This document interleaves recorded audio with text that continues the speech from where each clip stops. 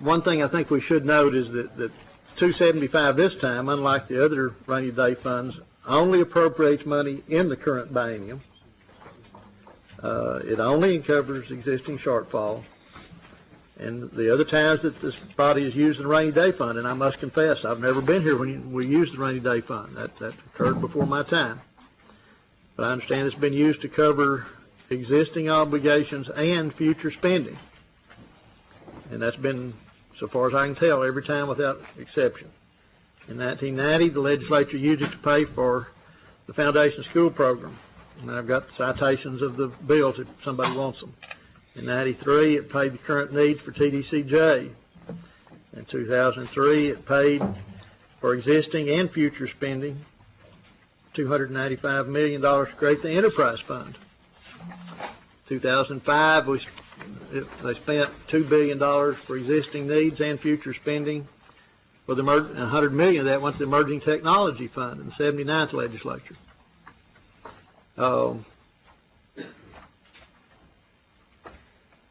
In most of these cases, if not the entire balance, very near the entire balance was spent.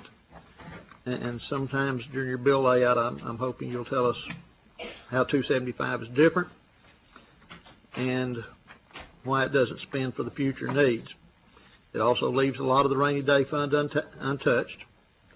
And the comptroller estimates that there's $9.4 billion in the fund by the end of 2012-13.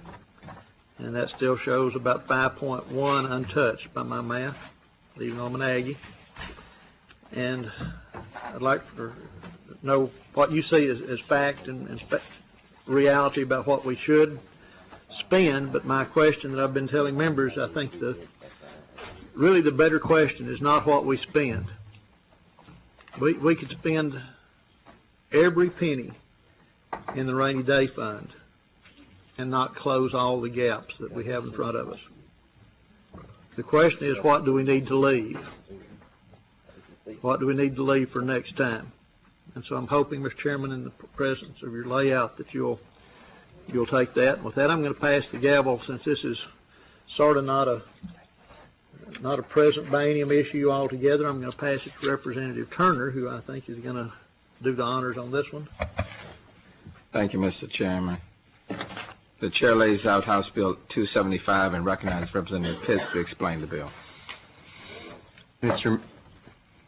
Chair and members, as we all know by now, House Bill 275 appropriates $4.27 billion from the Rainy Day Fund to general revenue to address the current shortfall for this biennium, this current biennium.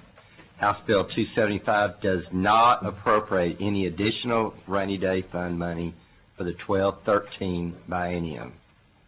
We all heard the comptroller testify last week that we must address the current $4.3 billion shortfall. This is not an option.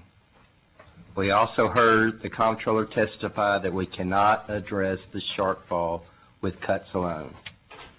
We have already cut more than $2 billion in the current budget with the fiscal 10 5% savings and the cuts in House Bill 4. House Bill 1 cuts even further than that, an additional $9 billion in cuts from 10 and 11. You can vote for House Bill 275 and still tell your constituents the legislature cut more than $11 billion. Even if we pass 275, the $4.27 billion it allows us to appropriate in House Bill 1 will not come even close to covering our obligation in public education or Medicaid alone.